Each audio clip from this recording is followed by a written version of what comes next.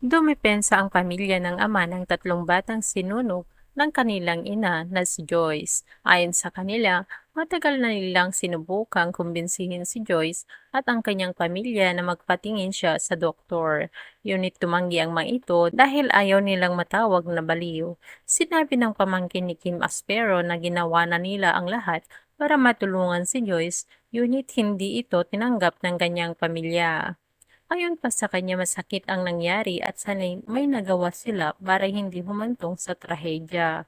Nakiusap din sila na tigilan na ng ibang tao ang paninisi at masasakit na salita, lalo na't hindi nila alam ang buong pangyayari.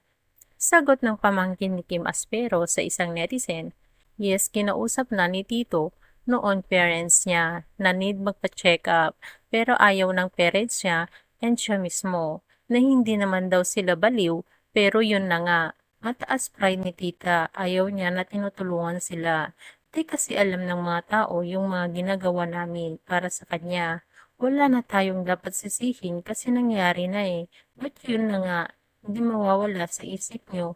At isip namin na sana may nagawa kami para di umabot sa ganito. Ang samin lang sana di na nagsasalita ng masama at masakit yung ibang tao na wala namang alam. Also, wala ka dun para sabihin sa amin yung dapat naming gawin.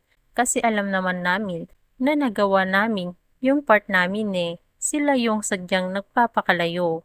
Thank you sa pakikiramay, Yumi.